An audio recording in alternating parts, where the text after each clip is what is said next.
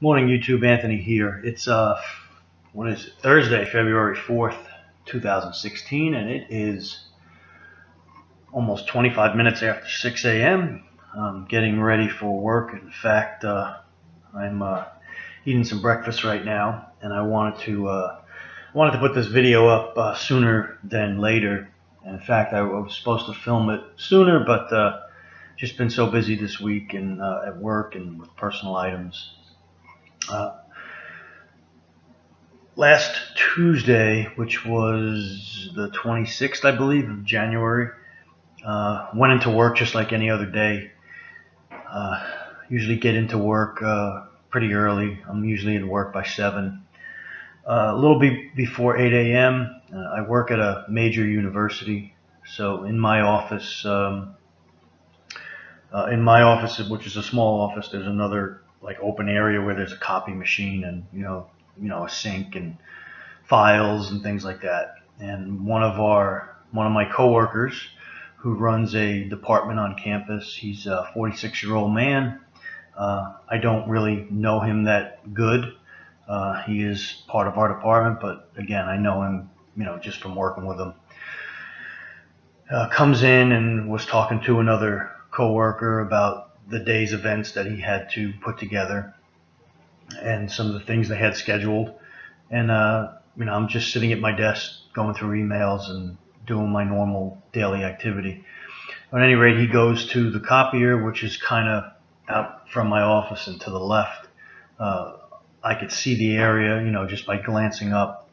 He's making copies, shuffling papers around, just like, you do every morning, getting ready to get your day going.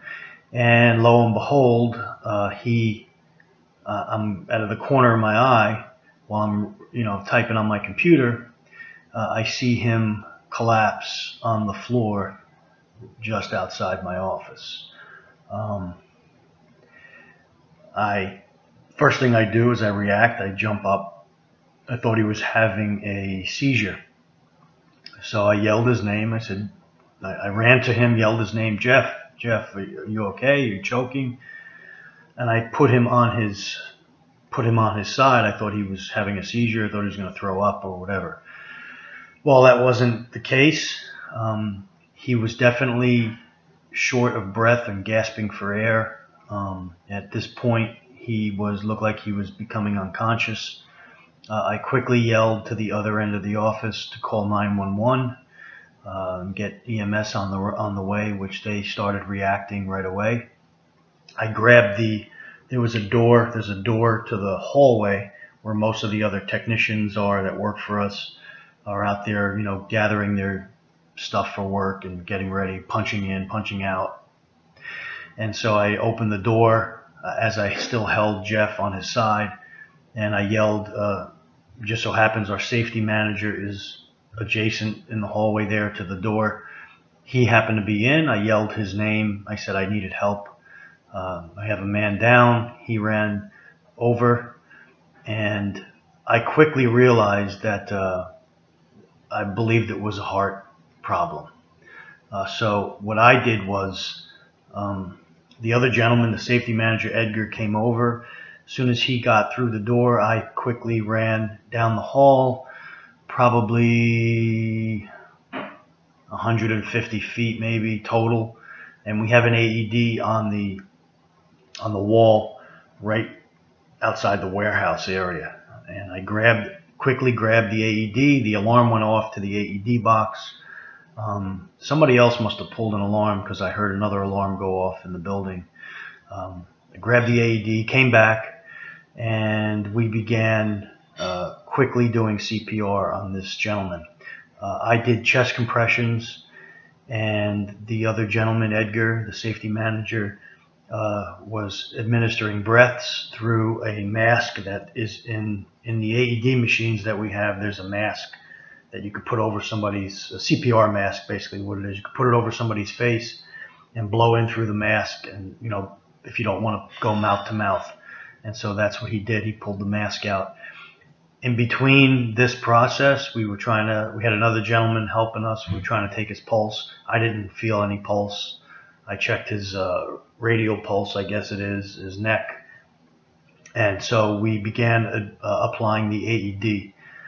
Once we applied the AED, the machine basically, if you're familiar with AEDs, the machines basically take over. They monitor the heart, see if there's a rhythm, and see if there's a shock that is needed.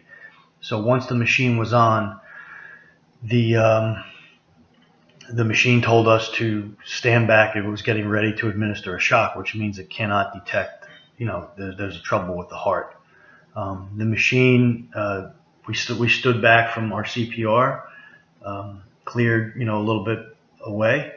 The machine went off, delivered the shock, in the classic, body coming up. At this point, he's definitely turning blue. He's definitely, in my book, he's coded out. I mean, he's definitely not responding. So the machine delivers, the AED delivers the shock. He jolts up, and then we continue with CPR for, I don't know how long it was. Things get, when you're reacting like this, seconds seem like hours, minutes. It seemed like, you just lose all sense of time when you're involved in something like this. And so we continued CPR, and during that process, he suddenly popped up, woke up from being coded out, flat out dead, popped up, began breathing, began looking around. He actually sat up, and we were like amazed at what happened. I mean, it was a totally miraculous, incredible experience. One of the ones I'll remember for the rest of my life. So by that time, lots of people were gathered around. Our public safety department was there. EMS was starting to come into the building. They got there, and then they started working on him. He was answering questions, so we kind of backed off. We gave our stories to the EMS, and they basically told us, the EMS guy that was there, that they're seeing more and more life saves, with people being trained in CPR and administering AEDs right away, than they have ever seen. And so on our campus, we have 127 units throughout the campus in various buildings. But also going back to training, it's so important. We have mandatory training at work. So we had training probably, just before the new year, I guess it was. So we had training pretty recently in AED, CPR, given from our work, that's given free at work. I also, on my own, have training. As you guys know, I'm part of the CERT team. And so we have training with CERT often, and we do drills often. And so I attribute, being able to respond to this, going back to training, and a lot of my videos, I say, stay ready.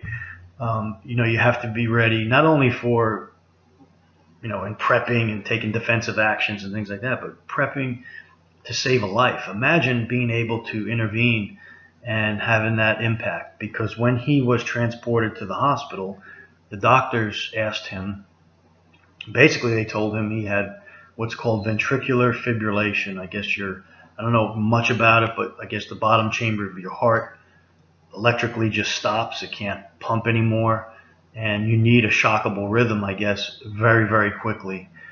Before that, you have a window to get that shockable rhythm. After that, it's pretty much downhill. The doctor said he does not see many people survive that, because frankly, if there's not a quick assessment and delivery of CPR and a shockable rhythm with something like an AED, the patient does not survive. So this gentleman was able to survive. They had to install a defibrillator into his chest.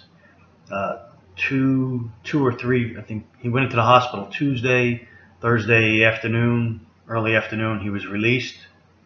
I happened to stop up to the hospital right before he was coming out, getting released.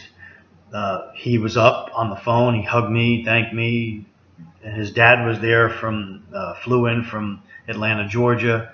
And he said, "Dad, this is the guy that saved my life." And his dad just welled up in tears, shook my hand, just was at a loss for words.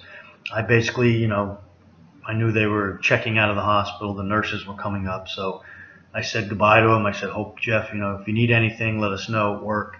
And but the moral of the story is I was able to intervene quickly, keep a cool head, know where my AED was in the building, and we were able to save his life that day. He definitely would have passed away if he was in his office alone. Maybe a couple minutes later, walked to his office alone, and that would have been the end of it, because nobody would have been in his office. It was pretty early in the morning.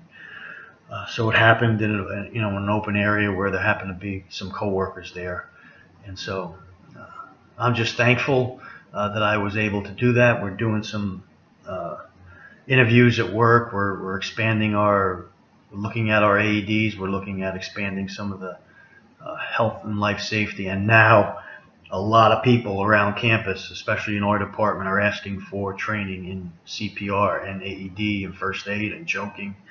And so they're doing a whole entire initiative to bring that to more people. So the moral of the story is, guys, I wanted to let you guys know that. It is a great, great feeling. I definitely feel that God was involved in this. It was a miracle seeing him going from being flat out dead to waking up. It was definitely, and with no damage afterwards, like brain damage or anything like that. So that's my story this morning, guys. I just wanted to get it out there to you. Thank you, and remember, stay ready in all areas. God bless. Have a great day. Be back with more videos this week.